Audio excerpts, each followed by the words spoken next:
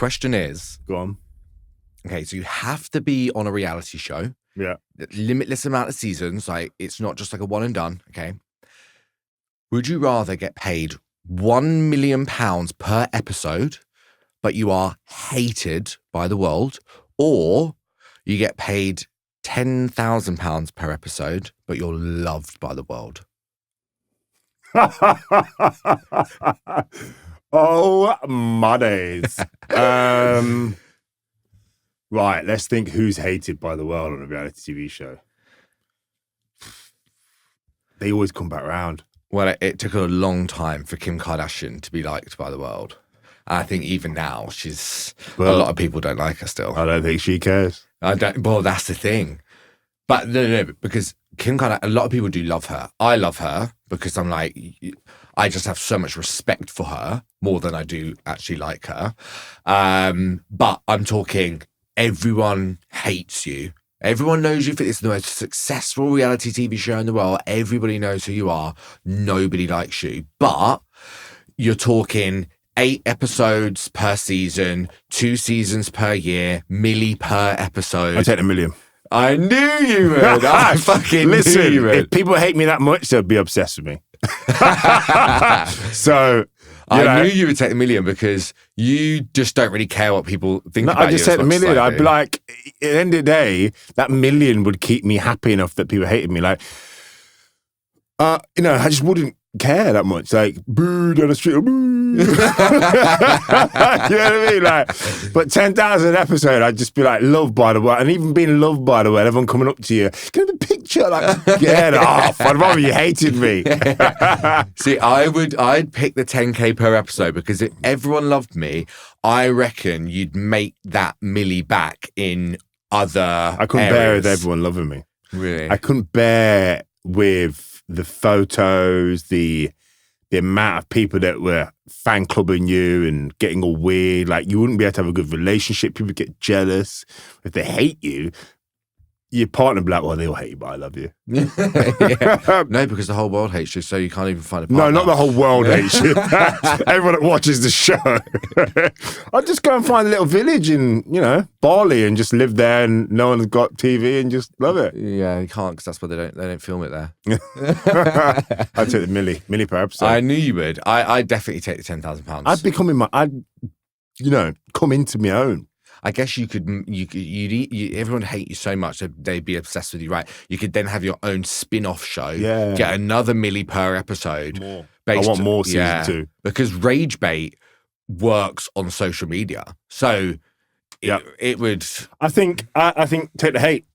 I think people are hated, but, people also forget quickly with all that reality TV show. Like, name a reality TV show from 5 years ago that you remember who was in it. Like, even like Love Island and them things, you forget who was in it quick. Yeah. Social media now is quick. You can hate someone, boom, change. Well, what's interesting actually about reality TV shows is that somebody will be a total prick, like cancel-worthy prick, and people still watch the show, people still love that person. If you think about Spencer Matthews when he was on Made in Chelsea, we'll go way back here, and he was like, speaking to his girlfriends like shit. What would he say to Louise or something like that? I don't respect you because I can't remember what he said. He said something so horrible to her on that TV show, and now he's loved. The female fans are still just like, oh my god, and now he's loved. He's does marathons all over the world and things like you can change. And you got to remember, reality TV show people, producers will tell you to play into that character. So it's what you're seeing and what people think that person's a dick. Actually, they are playing a role of a villain sometimes, and you got to play that role. And actually, if you sat down, you probably think, oh, they're actually all right. But I think most of the time in them shows, like what character they come out in the beginning, they nail that. They make it. I wonder what character I would be. Oh my god. You'd be the loner. The loner with the dog. Yeah. I'm basically a sad old cat lady, but it's a dog and I'm 32. Okay, so Louis came up with the idea for this episode that we would do something a little bit different. So, well, actually, I tell you why we came up with this idea. It's because we're filming these episodes here back to back from filming last week's episodes, which means we didn't actually have the content, enough decent questions to do a normal episode. That also combined with your crippling anxiety that you need to do more. yeah. Always trying to innovate. Yeah, And but you don't need to. The wheel isn't broken. Wait, what's that saying? If it ain't broken, don't fix it. Yeah. It's not broken, but still trying to fix it anyway. So Louis said, well, why don't we ask each other a question this week? And I was like, okay. I'm slightly nervous. Are you? Yeah. Why? Well, I don't know. Just I'm nervous what you're going to ask. Okay. Well, do you want to go first or should I go first? I think you should go first. You think I should ask you a question first? Yes. Okay. I'm nervous. Describe to everyone, in as much detail as possible, your cock.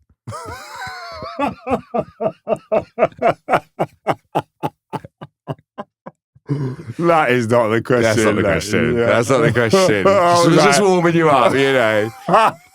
Maybe even more nervous. What would you do if I was like, go on? I just, yeah. You wouldn't do it. I wouldn't do it. I wouldn't want to hear that anyway. It's made me sick. Okay. What role has addiction played in your life, whether you or others, and what have you learned through those experiences? Good question. Set the timer. Come on. So what should we give each other? 15 minutes?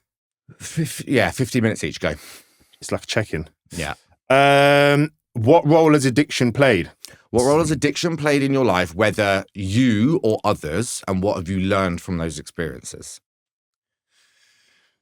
Okay, so I had this conversation with my wife yesterday, and she said to me, I can't believe how many of your friends are addicted to things. Like, I didn't know many groups of guys that were all had addiction.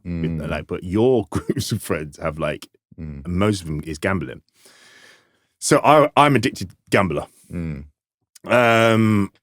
And put into context, or tell you a little bit of story about myself. I didn't have much money growing up, so was obsessed with wanting to be rich or be famous to get money, some way of getting myself out of that, like being broke.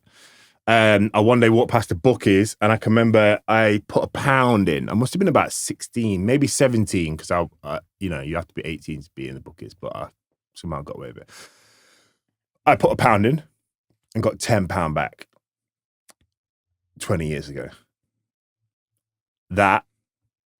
Boom. That one moment made me addicted to gambling for the rest of my life to this day. Because I took £1 and put it into 10. I then went back, I think the next day, put the £10 in and lost it.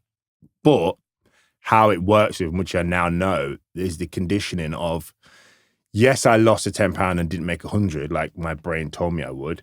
But the next time I put it in, it could be different. And then you lose again. But the next time, it could be different. And that was it, roller coaster from there. I would make money, go to the bookies, spend hours in there playing shitty games for pennies, which was, pounds and 10, 15s and all that kind of stuff, that make a little bit of money to just, have a night out. Then I'd go start having nights out and be on the bandits, pounds in the bandits in pubs. What's the bandit? The slot machines. Okay. Hold, go again. All night, pounds in them. Then came into my adult age, started going casinos and lost thousands. And there's been some horrendous moments. And I'm talking horrendous.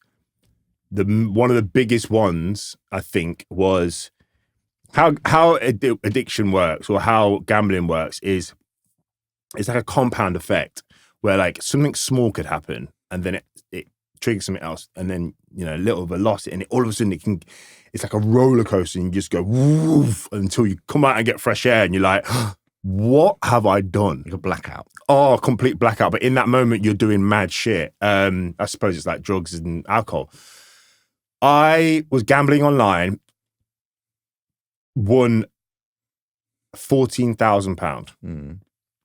went to cash out, realized I was playing on the demo game. It's Play Money. Most money I've ever won. But that's why I always think like, and they say it's like legit, but I always think it was a bit of it like, they tease you that way. So then obviously out of rage, I put my own money in, like more money in to win. I think I lost like £1,000. I then was furious that I had this 14,000, that I could win 14,000. I'd never won that much money before, but now I knew I could potentially win it. So I went to bed and I sat there all night thinking about how can I get some money to go to a casino and win big. Final time, final boss, go all out. So I walked into my bank, took out a £4,000 overdraft and said, can I withdraw it now? And they said, it takes 24 hours. And I said, oh, I wanted to buy a car. And he said, oh, let me see what I can do. Gave me the £4,000. I used to live in Essex at the time. I got the train from Chelmsford to Liverpool Street to Green Park, to the casino I knew. Took £4,000 in. Won £12,000. Went to the cashier, took the £12,000 out, and these being like these little packets, £2,500 each. As I was walking out, there was a table and it had been read, the number read 10 times. And as a gambler, what you don't understand is every time you spin, it's 50-50. Doesn't matter if it's been read 1,000 times, it's 50-50 chance every time. Resets. But in a gambler's mind, you go, it's been read all these times, it must be black. Yeah. 2,500 black. Red again. Okay.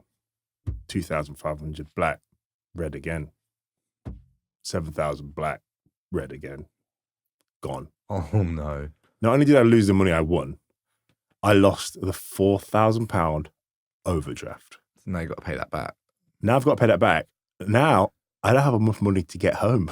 Oh no. So I got out I had a train ticket, obviously, return. I got out of Green Park. I can remember being like, what the fuck have I just, like, it was like a daze. And I came up, walked from Green Park to Liverpool Street, just like head down, just like took me hours. Got on a train home and was like, what? I just had no money. I think I had to sell, I can't remember what console I had at the time. I sold like a computer. And then what I would do is I'd rebuild myself from zero. But that overdraft stayed with me for many years. I'd build myself up over and over and over again. And then I'd do that again. I'd lose again. Or I'd win some big sometimes, I'd lose, I'd win big. But over the years, hundreds of thousands of pounds. And strangely, there's negatives to that. Obviously, I've lost a lot of money, but there is some positives. I built a skill of rebuilding myself from nothing over and over and over again. So now with business, if things go down, I don't have the same feeling where Grindhouse went. Yeah, we lost. I lost a lot of my own money there, and where to other people that'd be like, "Oh my god, you lost how much?" But it's like I've lost that in a casino before. So, and I'm not saying do this to get that skill, but that is a skill that came with it. But even to this day, it's still triggering now. Like, I went for a meal with my best friends. One is addicted to horse racing. Other one is addicted to roulette. I've got another friend who's addicted to poker because we all grew up in that same thing. And these guys have got, like, one of the guys works at a financial bank, like, I think he's nearly a partner, but he's just addicted to horses, but he loves it to this day. Loves it. Nearly 40-year-old. Like, he's nearly won millions on it. Nearly. But them conversations don't trigger me. And actually now I'm not triggered with gambling, because where gambling was a tool for me to win money quickly because I didn't know how to become something of, I didn't have to make something of myself. Now, obviously I have a business, I've made something of myself. I don't look at quick wins. It's more of a long game now. So my mentality's changed. So where me putting £1,000 to win 10,000, it's like, well, what really is that gonna do for me? I do have slip ups I have over the years where I've like just in the moment or been out with friends and gone to casino and lost a little bit of money. But I've probably gambled in the last 5 years, I'd say a handful of times, 4 times. Minimal amounts. What minimal to me? But the only time it's triggering now is when I hear about quick wins, like cryptocurrency. It's quite triggering for me. Like when you hear a friend of mine bought 6 Bitcoins for £6,000. He now has them still. They're worth like 700 grand or something stupid. He bought them at 6,000. So that like goes in my mind goes, oh my God, he went 6,000 to 700 grand. Like, how do I do that? And it then goes back to not so much like, would I run down a casino, but it's like, could I buy Bitcoin or trade or do something like that? And what you got to understand is that is just high level gambling because there is risk attached to it. So I don't do any of that anymore. I don't do any investments like that right now. And if I did, it would be completely different. Because you'd be checking it every 5 minutes, wouldn't you? Oh. You get obsessive. I'm obsessed with that. Like numbers and money is a big issue for me to this day where it's, you know, I go through this over and over and over again in therapy. And it's the one thing that I can't. Most time when I go therapy, I come out and I feel like I can work on it and I'm slowly cracking it. And this is one thing I think the more I think about it, the more it gets worse. Where I can't quite crack it. I can't quite get to the bottom of it. Years and years and years of, you know, that gambling addiction wasn't just 1 year of your life. That was a big period of your life having to start again and rebuild. And then again, Grindhouse was 4 years of you having to constantly check your bank account, the Grindhouse bank account, you know, and then now suddenly only in the last year really have you been in a comfortable financial position for the first time in your life. So you're not going to undo 15 years of money obsession in a year, are you? And it's so crazy. You've got no money and you have this fearlessness to like rebuild yourself, to, you know, go out there and make things happen and things like that. You know, maybe it's because you've got nothing to lose in the moments, but the more you get, you have this fear of like someone just pulling the rug from under you. So what's happened is that the conditioning of like, if I don't check my bank account or I don't check how well the business is doing, I may be missing something, and it could be pulling the wool from under me. I could lose it all in a second, which is ridiculous thinking to anyone else listening out there. But you can't just turn that voice off. So that voice would trigger numerous times a day. Check this, check that, check this, because it might happen. So then it's knackering, because then actually the things that matter, and I just literally come off a meeting about this topic right now. It's like, let's take my business, for example, yeah?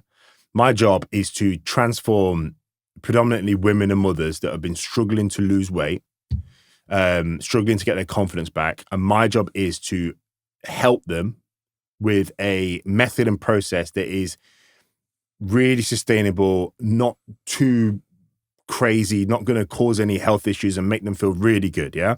That in itself is so rewarding. Now, that people pay me for that, so it becomes I have built a business from it. I will concentrate more on this stuff when actually the reward is over here. Yes, I get money from it, and that is, so some people be like, that is a big reward. But it's like, if I want this to grow, the money, I should just concentrate on doing the stuff that really matters. But my obsession with money constantly brings me away from the business, brings me away from joy. It brings me away from things that really matter. So when I'm with my wife, like, let's buy a table. You know, we had a big argument about the kitchen table, because to a normal person, like, we need a kitchen table. The fucking got blank space, got nowhere to eat. Everyone be like, yeah, just buy a kitchen table. How my mind works, well, how much is the kitchen table? That's the first thing that will come in my head. Well, it can't be too expensive, because you know, my therapist's like, Louis, but you got to understand this. When you're eating at that table, what do you think fucking money's for? It's to buy a table to eat with your family at. And then obviously when I get the table and I'm eating at the table, the person that loves that table the most is me. But I suck the joy out of it because financially, I think about it first, and that is from numbers. That's why I'm so good at maths, because with roulette, it sounds like it's the fear of losing everything again. Like, if now you've got money, if you spend it, you could lose it. It's probably it is, and it's that, like, so it's a hoarder mentality, yeah. Because if I don't hoard everything I have, like, it might be gone again. That's why I call you stingy for so many years. And and last point, because I'm nearly up in time, but like, I had this conversation. It's like, where that voice has led me in the past, it has always been right. Yeah.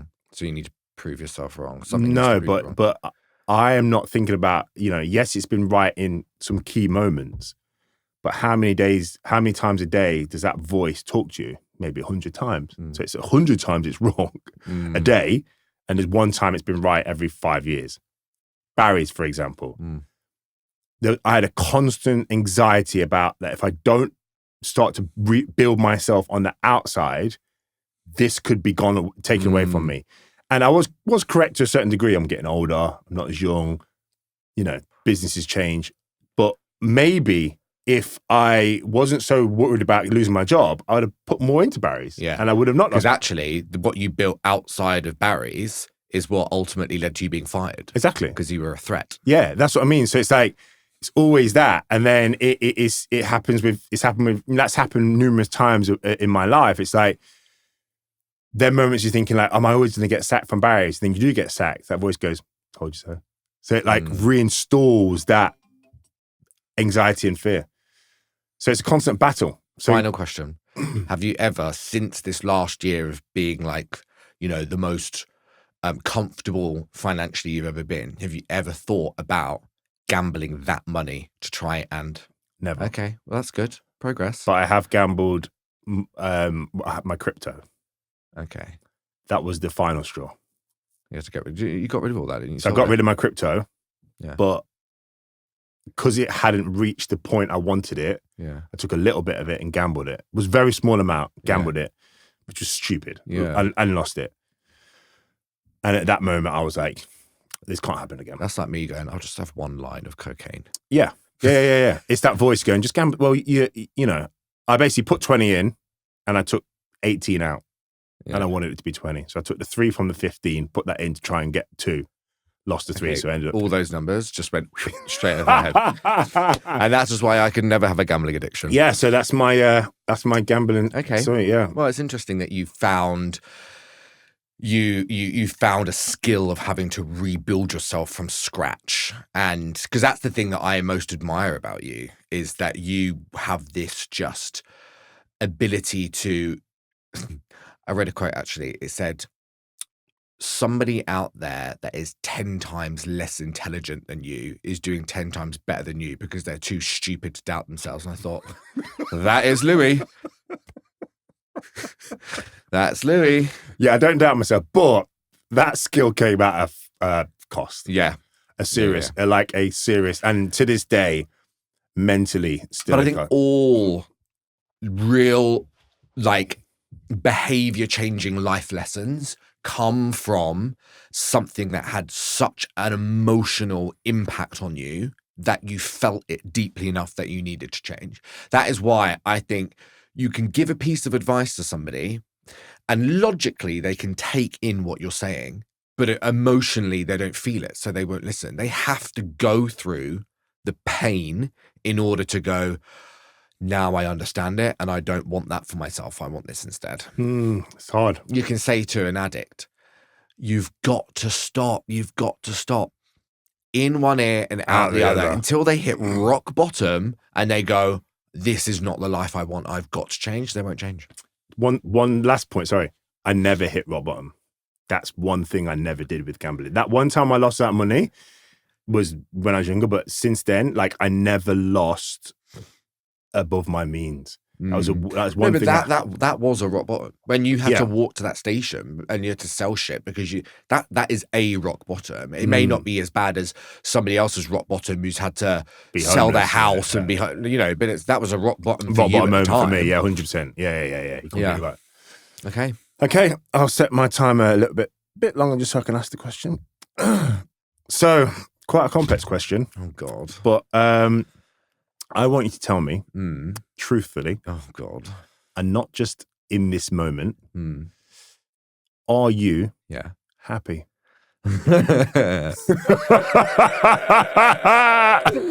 And if not, in which areas, and what do you think it would take for you to be genuinely happy?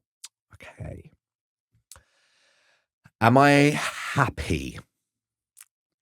Do you know what? Yeah, on the way here, I asked myself this question, and I was thinking it's such a hard question because yes and no, because there is, that for me, but I was like, this would be a good one for Connor because I think you are someone who is striving for this and can look very happy and very content and got it all.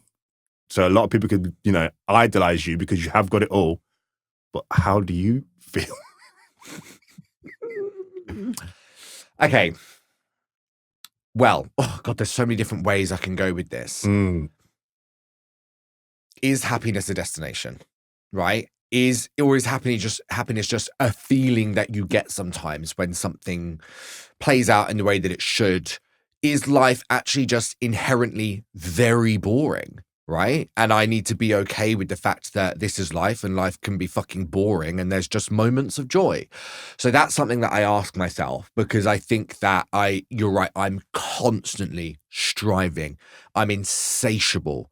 I don't know if I've said this on this podcast before, but one of my friends described me to his boyfriend who had never met me before. It kind of sounds like an interesting character. Like, what's he like? And so I said, Connor could be crowned King of England. And the first thing that he would say is, what's next? Yeah. And that is me. Nothing is ever enough. And that's probably the addict in me, right? Just this insatiable appetite, because probably somewhere the chemical imbalance in my brain, like I'm just not okay with mediocrity, with boredom, where, I'm a thrill seeker. I fucking love roller coasters. Do you think that's that, dopamine grows, that need for it? Yeah. And experiencing the levels of dopamine that you probably have. That, but also I think, I can't remember the exact science of it, but serotonin is the thing that sort of caps your dopamine and brings you back down to let you know you've had enough. I don't have that. The addicts don't have that. They go, okay, oh my God, I feel great. More, must feel like this forever. Like that's what I'm like. My using was never it was never from a place of I feel really sad, therefore I'm going to do this. It was, my triggers were always excitement and fun. It was, I can't walk into a room and be like, oh my God, this is so exciting. And like, that is a trigger for me. Like, I need to medicate myself on that feeling. So I'm a thrill seeker, always want more. And so, I logically understand, right? Going back to that logic versus emotion thing and having to feel it. I logically understand that nothing will ever be enough for me, maybe. And that I need to set like goals and understand that I must be happy and recognize it when I've got there. Okay. But because I haven't got any of those yet, I can't practice that. So, it's something that I'm aware of that I need to work on. Now, happiness for me, I feel like what I'm chasing is not so much a figure in my bank account. I don't think it's a specific house or car. I think I'm chasing a sense of fulfillment, that I am being the man I think I'm capable of being, and I'm operating at a level that I think I'm capable of operating at. And I don't think I'm there yet. And that's what pisses me off about myself. Like, I was leaving the house this morning thinking about this. Like, I am disciplined to a degree. I can be really disciplined, and I love to prove to myself that I can. and then throw in the towel, fuck it all up, but just know deep down, when I want to go back there, I can. When I want to be disciplined again, I can. I've proven to myself I'm capable. But if I actually just maintained that discipline, I'd be a different person and I would move 10 times as fast in my life. But do you think your expectation of discipline is incorrect? Because this is something I literally was thinking about with finances. I was like, if you put how much I made business-wise or how much I made last year on a percentage of the world, I would probably be in the top one, if not 0 point something percent. So statistically, I've made it. If you was in the room of 1,000 people and they had to look at who had done X, Y, and Z and who was disciplined and had fulfilled what they wanted, you would probably be in the top 1%. But to your standards, it's not good enough. It's not good enough. Yeah, I'm extremely hard on myself, and I always have been, because again, it's this feeling of, I know you can do better. I know you can be more creative. I know you can be more disciplined. I know you can be more productive. I know you can come up with better work. I know I can produce that idea and it would bang on social media, and it would, if I stuck at it and I kept tweaking it and curating it, like, it would be big on YouTube. I know that I can create the life that I want because I have all the skills, and I don't think I'm deluded enough to bark up the wrong tree. I think I know what my strengths are and I can play into them. Okay. But why aren't I just doing it? And so that's what pisses me off. Do you know what? It's because you can get away with it. Because if you was rock bottom, like we was 2023, end of 2023, you go hyperdrive. I need to create something and I need to do it quick. And you're taking advantage of that skill. It's the same. You're exactly the same as me, but in a completely different way. Where I go, okay, if you're so fucking obsessed with money, or you're so obsessed with making this, that, and the other, go out and sell. Go out and do all the things that you know that works. But I don't do it. So then it's like, oh, so do you really want it? Yes. And it's like taking advantage of your skill. But on the second hand, it's like, it's exhausting to do it all. You know what I mean? So in a way, it's better to be content with what you are doing, because what you are doing is amazing. It's not even been a year since Gaines. See, I go, okay, yeah, like, well done, good, you did that, right? But then I look at my personal brand, Connor Mini, and I go, you haven't posted in 2 weeks. You say that you want to do that. Here's another whole revenue stream that you can make from your own Instagram, and you haven't fucking posted in 2 weeks. I know how to create a structure that would allow me to come up with content ideas, script write, bulk film, bulk edit, schedule. I know how to do it. Why aren't I doing it? Like, I love to hold myself back and then just question why I'm doing it. So to go back to your point, am I happy? I don't think that I will be happy, in inverted commas, until I am truly proud of myself. Now, I can be proud of things that I've done.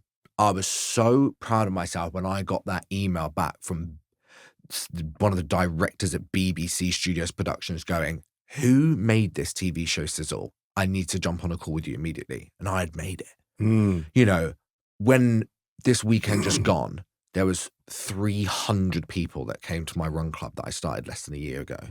I have moments where I go, wow, that's cool. Well done for that. But I still know I've not tapped into my potential in my brain. And that's what pisses me off about myself. And I don't think, maybe I'm striving for something that's just not possible. Maybe none of us really reach our sort of like ultimate sort of potential in our brain, but I just know I'm capable of more, and I just don't bring it to the table for myself. I honestly think you need to define what that moment is. I don't think it's a moment. It's the thing. I think it's a feeling. Yes, but it's you never.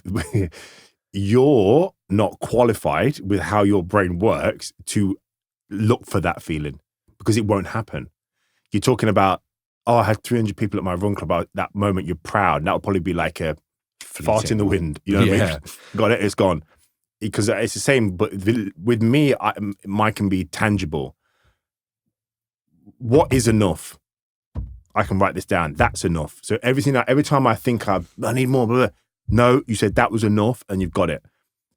But you are wanting this feeling, but you're not allowing yourself to feel the feeling. So you have the capability of getting to 70 and then going, look back at all this amazing work you did, but never actually feeling the joy of it in the moment.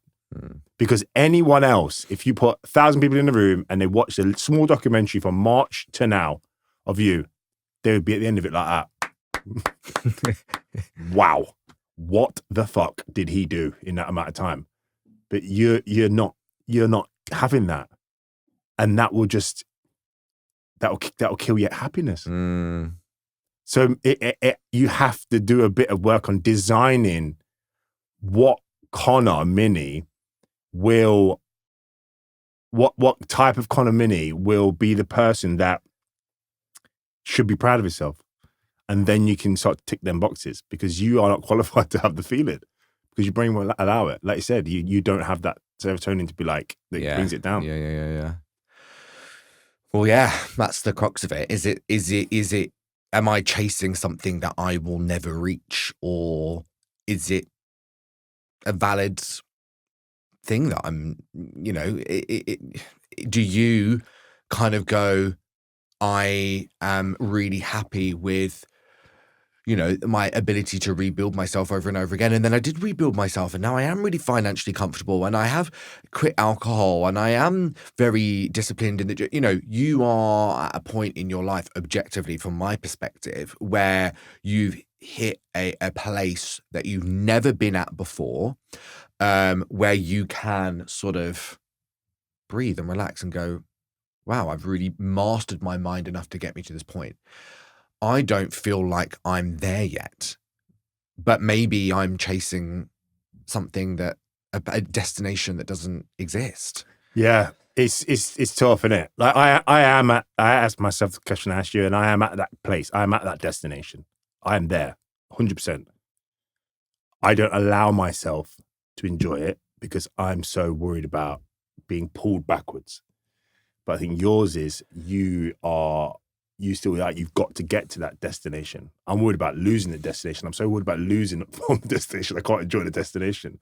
So it's a different mentality. But I just look at the stuff that you've done, and you've got to be proud. You've got to wake up in the morning and know all them people that are coming to your run club, coming to your events, are getting something out of it that you have to be proud of. Yeah, you've got to celebrate that. I'm compartmentalizing, like being proud of myself for building something that's working, but not being proud of myself for not executing this media content over here that I know I'm capable of. The thing is, it's all happening. Even this podcast is, the start of a media sort of side to my business and my life that I hope to grow. But I want it now. Do you know what I mean? I'm like, okay, great. This podcast is set up, like, on to the next idea. And then after that's done a few episodes, like, let's start executing that idea. My mind goes at 100 miles per hour. Like, I just can't let the grass grow under my feet. I know. It's maybe you're just a little bit too creative to the point where it stops. I mean, there must be not millions, but maybe thousands of people with the same, creative people with the same problem. I think a lot of it as well is comparison. When other people in the same area that what you're doing well in, that you compare to and go, well, their podcast is doing this and that, or they're on a reality TV show, and that can pull away from what you're actually doing. But if you spoke to Connor Mini pre-COVID Mm. and showed a little vision of what you would become. Mm. Teaching Barry's classes, hanging out your arse most weekends. Mm. Say, just here's a little snapshot of what you will achieve in the next amounts. You'll own a business, you'll raise multi-million-pound investment, you'll start a run club that is true to who you are, that helps hundreds, if not thousands of people meet up and love it, and you create a steady income for yourself, you'll be financially stable. You go, oh, I fucking do that. Mm. When you're in the moment, you got to start to practice that self-love and be proud of yourself. And I'm saying it to you as I should do it to myself as well. Because you don't want to get 40, 50 and still have this feeling. Yeah. You know what I mean? You're doing way more than some people.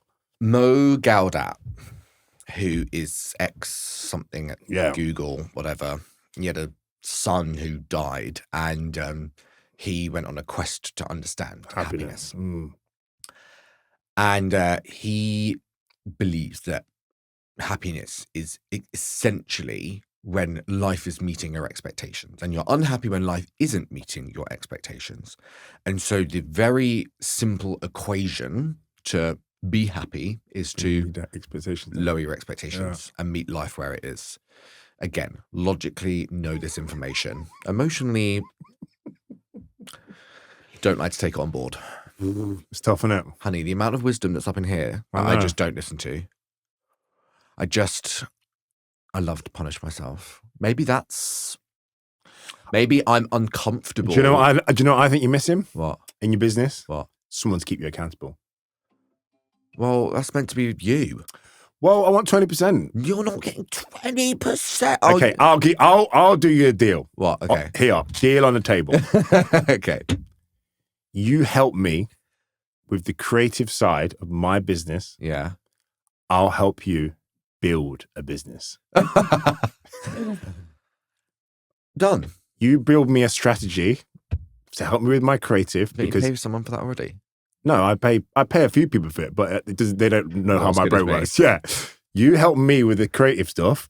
I'll help you, keep you accountable, and be like, okay, you said you was doing this. Why haven't we done it? Yeah. And we work back and forth. We'll both keep... So essentially still business partners, but with no shares in each other's businesses. Yeah. Okay. And a race to the top. And listen, whoever makes it will go, you know what, you did help me with that little bit. Here's a little muffin.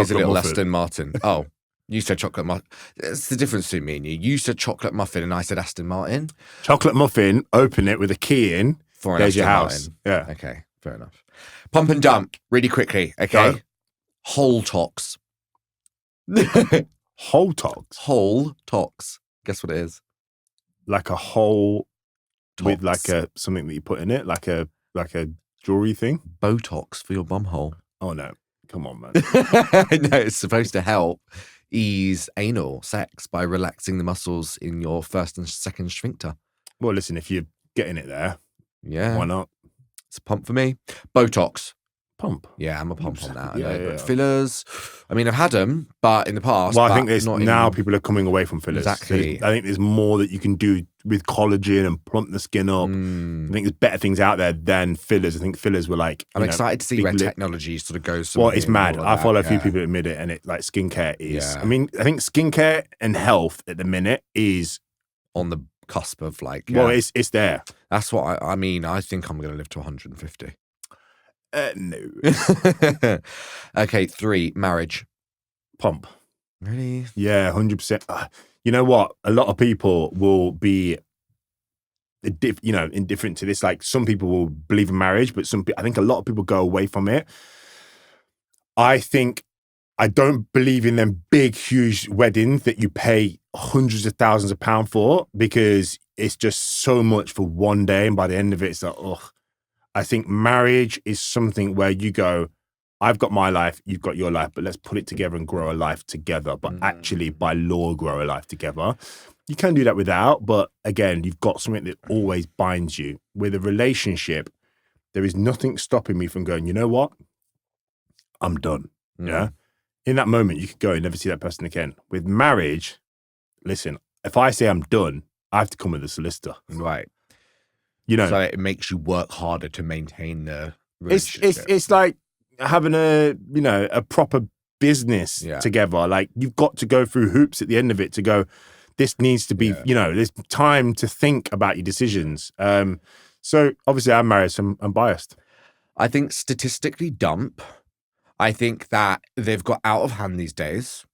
I think that I think that, those kind of weddings that you talk about, I think that the problem is that people want it desperately so much for that day. And statistically, like marriage, it's like, isn't it like 50% of people end up divorced? Like, it's like, so I'm like, I just can't, I am a believer in, and this probably was the start of the downfall of my relationship when I said this to my boyfriend. I was like, I just believe we have different people for different times in our lives. And he was like, oh, so there's already an end date on this relationship then? And I was like, well, statistically in 10 years time, we'll probably move on to another relationship. And he was like, So here's my thought process. I think social media and accessibility to each other has destroyed relationships, because you can get rid of someone and find someone like that. Now, if you rewind to the olden days where people were married for longer and they didn't have, the supply or the demand, things were I think things were a lot better. And I prefer to go backwards than go into what's happening right now, because I think where we're going with society is not good look. So I prefer traditional things. 4, choosing to be single forever. Pump or dump? Dump, man. Oh, really? Yeah. Oh. Yeah, dump. That's another little... That is your unhappiness. Happiness is finding someone that will, It's a pump for me.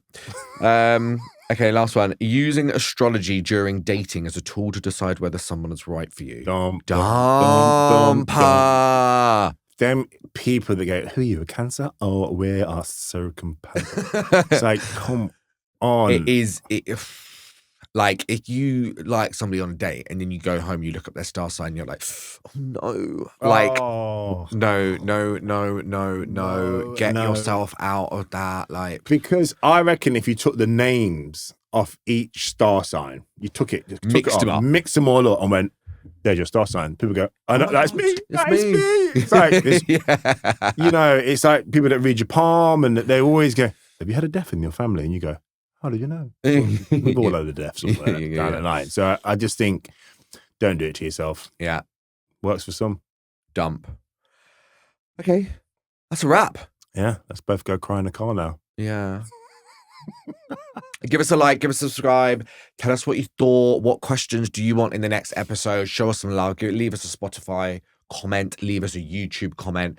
And as always, thank you for listening. We love you. Goodbye. That was a new it was, monologue, wasn't it? Yeah, it's long. Fucking hell.